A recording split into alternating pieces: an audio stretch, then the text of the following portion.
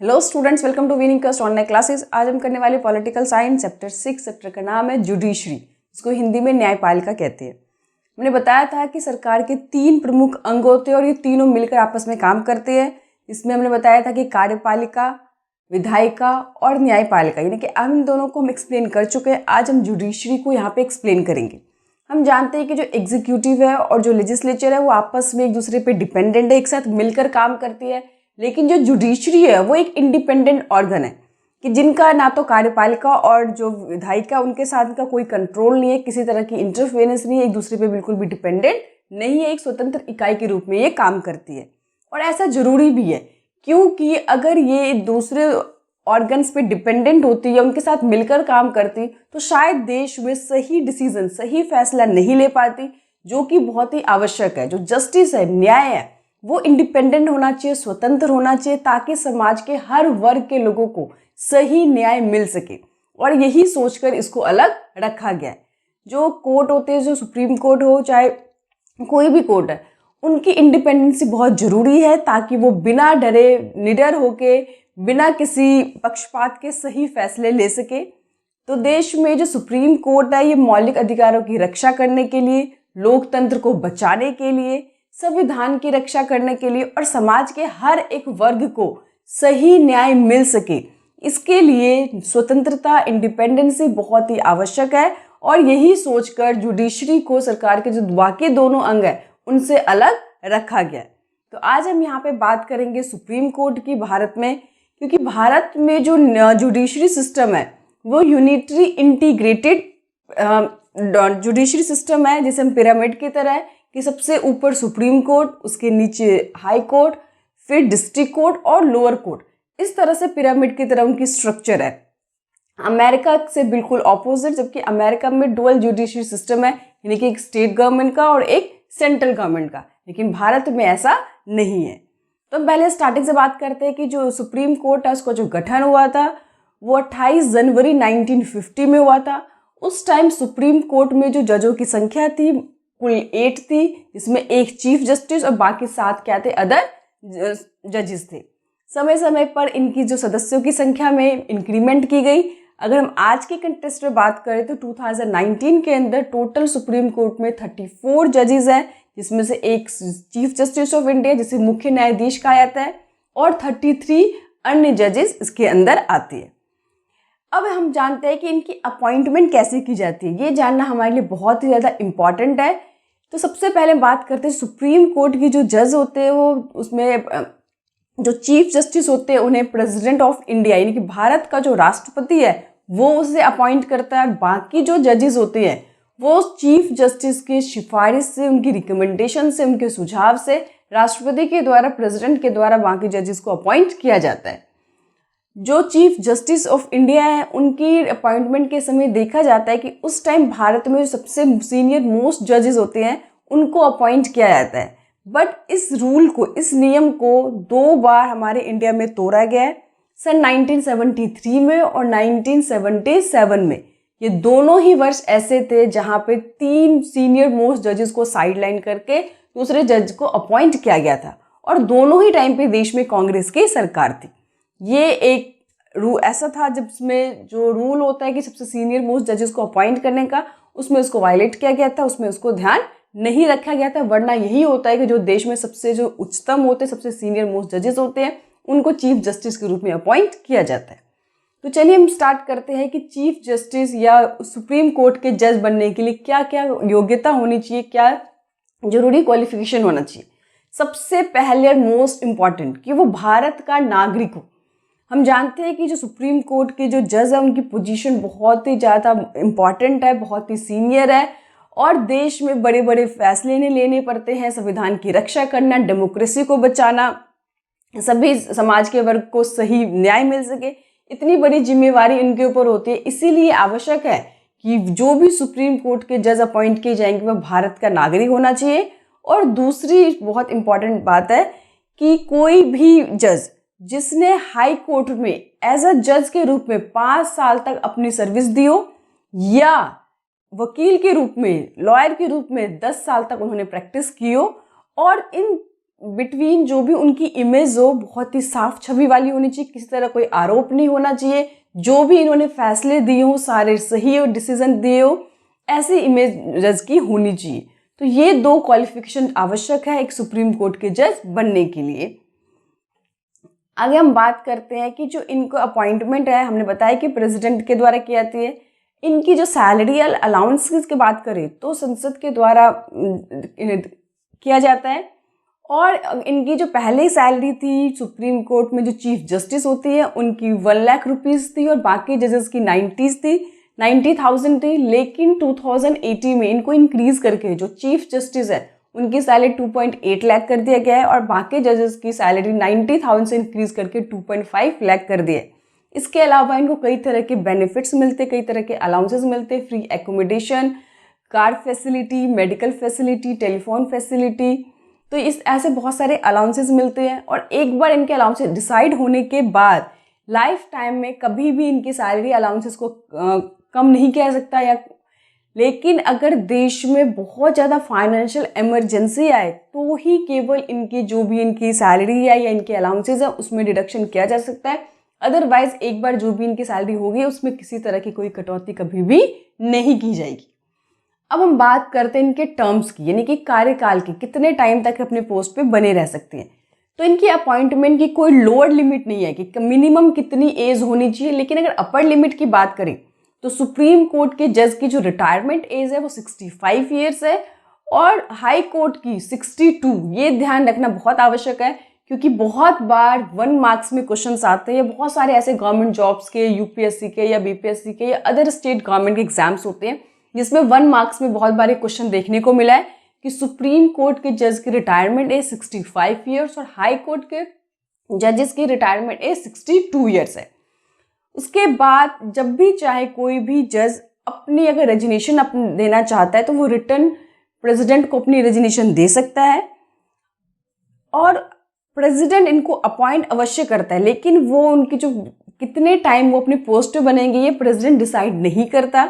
इनको हटाने का जो प्रोसेस है वो बहुत ही डिफ़िकल्ट है और ये डिफ़िकल्ट इसीलिए रखा गया है ताकि कोई भी सरकार के अंग इन पे अननेसेसरी इनके काम में दखल अंदाजी ना करे, इनको अननेसेसरी जगह जगह पे ट्रांसफ़र ना करे या इनको पोस्ट से ना हटाए। इसीलिए इनके जो हटाने का तरीका है वो बहुत मुश्किल है कि अगर इनके कभी भी आचरण में कभी कोई मतलब दाग लग जाता है या इनके ऊपर कोई गंभीर आरोप लगते हैं तो ही इनको महाभियोग के द्वारा इनको हटाया जा सकता है। लेकिन महाभियोग चलाना भी इतना आसान नहीं है। इनके जो स्टेप्स है काफ़ी डिफ़िकल्ट है और ये डिफ़िकल्ट जानबूझ के रखे गए हैं ताकि इनकी शक्तियों को ठीक से इस्तेमाल ये कर सके और अननेसेसरी इन पर प्रेशर ना बनाया जाए। तो चलिए बात करते हैं इनके हटाने का तरीका। तो बताया मैंने कि इनको केवल महाभियोग के द्वारा हटाया सकता है। तो इसके लिए क्या प्रोसेस है? तो सबसे पहले हम जानते हैं कि इनको पर महाभियोग चलाने के लिए संसद के हमने बताए थे 2 हाउसेस होते हैं, लोकसभा और राज्यसभा। लोकसभा के 100 मेंबर और राज्यसभा के 50 मेंबर जब ऐसा प्रस्ताव पे एग्री होकर संसद में प्रस्ताव लाएंगे उसके बाद सेकंड स्टेप डिसाइड करता है कि क्या उसके जो भी लोकसभा या राज्यसभा के अध्यक्ष हैं क्या वो इसको मंजूरी देते हैं या नहीं देते। अगर वो एक्सेप्ट कर लेते हैं महाभियोग चलाने के प्रस्ताव को तो नेक्स्ट स्टेप आगे बढ़ते हैं। इसमें 3 मेंबर की एक जांच कमेटी बैठती है। वो क्या करते हैं बारीकियों से हर एक चीज़ की जो भी इनके ऊपर गंभीर आरोप लगे उनकी प्रॉपरली जांच की जाती है। देखा जाता है कि जो भी इनके ऊपर आरोप लगे क्या वो आरोप सही है या इन पे फंसाने के लिए या किसी तरह से उनके आचरण को खराब करने के लिए आरोप लगाए गए। जांच करने के बाद उसके बाद दोनों ही हाउसेस के अंदर जो विशेष बहुमत से वोटिंग होती है। तो विशेष बहुमत जानना आपके लिए बहुत ज़रूरी है कि मतलब क्या होता है। विशेष बहुमत यानी कि स्पेशल मेजॉरिटी का मतलब होता है कि पार्लियामेंट में जितने भी व्यक्ति उपस्थित हैं जो वोटिंग में पार्टिसिपेट कर रहे हैं उन व्यक्तियों का 2/3 एग्री होना चाहिए यानी कि पक्ष में होना चाहिए और जितने भी कुल मेंबर है उनके साधारण बहुमत से यानी कि एक अधिक आधे से एक अधिक मेंबर अगर एग्री होंगे तो ही वो महाभियोग प्रोसेस कंप्लीट हो पाता है। दोनों हाउसेस में स्पेशल जो बहुमत है वो पास होने चाहिए। उसके बाद राष्ट्रपति अपनी सहमति देकर उनको हटाने का आदेश दे सकता है। तो ये बहुत ही इंटरेस्टिंग पॉइंट है कि हमारे भारत में आज तक किसी भी सुप्रीम कोर्ट के जज को महाभियोग के द्वारा नहीं हटाया गया है। हालांकि एक बार महाभियोग एक सुप्रीम कोर्ट के जज पे चला अवश्य था 91 से लेकर 93 के बीच में, लेकिन वो पूरा महाभियोग का जो प्रोसेस है कंप्लीट नहीं हो पाया था। हालांकि उसमें जो भी वकील जो भी मतलब सुप्रीम कोर्ट के जज थे उनको दोषी भी देखा गया था, लेकिन जब वोटिंग की बारी आई तो कांग्रेस ने इस वोटिंग से अपने आप को साइड कर लिया, जिसके कारण ये महाभियोग का जो पूरा प्रोसेस था कंप्लीट नहीं हो पाया था। उसके बाद और उससे पहले आज तक कभी भी दूसरे किसी जज के ऊपर महाभियोग का प्रस्ताव संसद में नहीं लाया गया। तो ये तो हमने बात करी कि सबसे पहले कि उनके सदस्यों की संख्या, उनकी योग्यता, उनका टर्म्स, उनको किस तरह से उनके पोस्ट से हटा सकते हैं। अब हम बात करते हैं कि सुप्रीम कोर्ट के जो जज हैं उनके क्षेत्र अधिकार यानी कि क्या उनके फंक्शन है, कौन कौन से उनके क्षेत्र में, उनकी कार्य क्षेत्र में आते हैं। तो सबसे पहले हम बात करते हैं मौलिक क्षेत्र अधिकार, अपीली क्षेत्र अधिकार, उसके बाद परामर्श या सलाहकार क्षेत्र अधिकार, रिट जारी करने का अधिकार, अभिलेख न्यायालय के रूप में और संविधान के संरक्षक के रूप में, यानी कि ये उनके सारे मतलब क्षेत्र में आते हैं कि इन चीज़ों पे उन्हें डिसीजन लेने का अधिकार है। तो ये तो मैंने आपको ब्रीफली बताया कि सारे पॉइंट्स बताए। अब हम एक एक पॉइंट को एक्सप्लेन करेंगे कि आखिर इनका मतलब क्या है। तो सबसे पहले मौलिक क्षेत्र अधिकार की बात करें तो मौलिक क्षेत्र अधिकार में आते हैं आपको बहुत सारे ऐसे केसेस होते हैं भारत में जो मतलब ना डायरेक्ट सुप्रीम कोर्ट में केसेस चलाए जाते हैं। वैसे हमारे देश में होता है कि नॉर्मली केसेस चलाने का प्रोसेस होता है कि आप लोअर या डिस्ट्रिक्ट कोर्ट में जाते हो, उसके बाद हाई कोर्ट में होता है और उसके बाद सुप्रीम कोर्ट में फैसले जाते हैं। लेकिन कुछ ऐसे केसेस भी हैं जिनका मुकदमा केवल सुप्रीम कोर्ट में ही चलाए जाते हैं, तो वो उसको बोलते हैं मौलिक क्षेत्र अधिकार, यानी कि वो कौन कौन से केसेस हैं, कौन कौन से मुद्दे हैं जो डायरेक्ट सुप्रीम कोर्ट में ही केस उनकी सुनवाई होती है। तो पहले हम बात करते हैं कि अगर केंद्र सरकार और राज्य सरकार के बाद किसी भी विवाद को लेके मनमुटाव होता है या किसी बात को लेके कन्फ्लिक्ट होता है तो ऐसे केसेस डायरेक्ट सुप्रीम कोर्ट में उनकी सुनवाई होती है। दूसरा, अगर दो राज्यों के बीच में, दो स्टेट के बीच में किसी भी बात को लेकर कोई विवाद हो जाए तो भी ऐसे केसेस लोअर कोर्ट में ना जाकर, हाई कोर्ट में ना जाकर डायरेक्ट सुप्रीम कोर्ट में सुनवाई होती है। इनको मौलिक क्षेत्र अधिकार कहा गया कि इन पर डिसीजन लेने का जो अधिकार है, जो फाइनल निर्णय लेने का अधिकार है, वो देश के सुप्रीम कोर्ट के पास ही उपलब्ध है। दूसरा हम बात करते हैं अपीली क्षेत्र अधिकार। अपीली क्षेत्र अधिकार का मतलब हमने बताया था कि भारत में जो है वो पिरामिड की तरह जुडिशरी सिस्टम है कि पहले कोई भी जो केस होंगे, चाहे वो सिविल हो चाहे वो क्रिमिनल केसेस हो, पहले वो क्या होता है कि लोअर या डिस्ट्रिक्ट कोर्ट में सुनवाई होती है। अगर वो व्यक्ति उस फैसले से, जो भी पार्टी है, अगर वो उस फैसले से सेटिस्फाइड ना हो तो उसके पास आगे ऑप्शन होता है कि वो उसके खिलाफ चैलेंज कर सकता है, हाई कोर्ट में चलेगा। हाई कोर्ट के फैसले से भी अगर व्यक्ति सेटिस्फाइड ना हो तो उसके पास ये और अधिकार होता है कि वो इस केस को सुप्रीम कोर्ट में सुनवाई के लिए आ सकता है। तो इसे अपीली क्षेत्र अधिकार कहा गया कि आपको अपील करने का अधिकार मिलता है। अगर आप निचले जितने भी कोर्ट रहे उनके फैसले से सेटिस्फाइड नहीं होते तो आपको ये अधिकार दिया गया है कि आप अपने सेटिस्फेक्शन के लिए, अपने न्याय मांगने के लिए आप सुप्रीम कोर्ट के पास जा सकते हैं। तीसरा है कि परामर्श या सलाहकारी क्षेत्र अधिकार। ये अधिकार वो है कि जब भी अगर न्याय के क्षेत्र में राष्ट्रपति को किसी तरह की अगर कोई परामर्श या सलाहकार की आवश्यकता होती है तो वो सुप्रीम कोर्ट के जज से ले सकते हैं। लेकिन इसमें ध्यान रखने वाली चीज़ है कि ना तो सुप्रीम कोर्ट के जज उनको मतलब सलाह या परामर्श देने के लिए बाध्य है और ना ही उनके दिए गए फैसले को प्रेसिडेंट मानने के लिए बाध्य है। वो केवल सलाह के रूप में देख सकते हैं, परामर्श के रूप में देख सकते हैं, लेकिन आवश्यक नहीं है कि उन्होंने जो सलाह या परामर्श दिया है वो प्रेसिडेंट को मानना ही पड़ेगा। उसके बाद हम आगे बात करते हैं मौलिक अधिकारों की रक्षा के लिए रिट जारी करने का अधिकार। हमने बताया था कि मौलिक अधिकार जो कॉन्स्टिट्यूशन ने हम सभी नागरिकों को, जो भी भारत के नागरिक, उनको एक अधिकार दिया गया है। अगर कोई भी इन अधिकारों का हनन करता है या उन अधिकारों को छीनने की कोशिश करता है तो उनकी रक्षा करने का जो अधिकार है वो भी सुप्रीम कोर्ट के पास है और वो ये अधिकारों की रक्षा करने के लिए रिट जारी करता है। वो आदेश या निर्देश के रूप में कार्यपालिका को किए जाते हैं। उसके बाद हम बात करते हैं अभिलेख न्यायालय के रूप में, यानी कि जितने भी सुप्रीम कोर्ट के फैसले होते हैं उसको रिकॉर्ड करके रखा जाता है ताकि भविष्य में एक एग्जाम्पल सेट किया जा सके और आवश्यकता पड़ने पर जब चाहे सुप्रीम कोर्ट इसमें परिवर्तन कर सकते हैं और सुप्रीम कोर्ट के जो भी फैसले हैं उन फैसलों पे कोई भी व्यक्ति उसको इनकार नहीं कर सकता, ना ही उनके दिए गए फैसलों पे कोई चर्चा कर सकता है। आपको पता होगा कि सुप्रीम कोर्ट के जो जज के जो फैसले होते हैं या उनके जज के जो आचरण होते हैं, कभी भी उनके ऊपर बहस नहीं की जाती है। केवल महाभियोग के टाइम पे संसद में, पार्लियामेंट में उनके ऊपर बहस चलती है।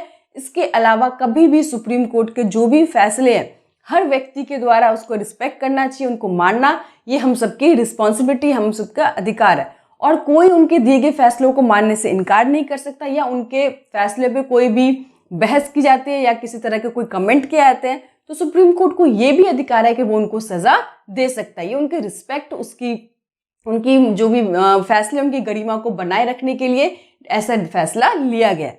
उसके बाद हम बात करते हैं संविधान के रक्षक क्यों कहा गया, कि प्रोटेक्टर ऑफ कॉन्स्टिट्यूशन। आपको पता है कि जो देश में कानून बनाने का काम है वो कौन करता है, विधायिका करती है।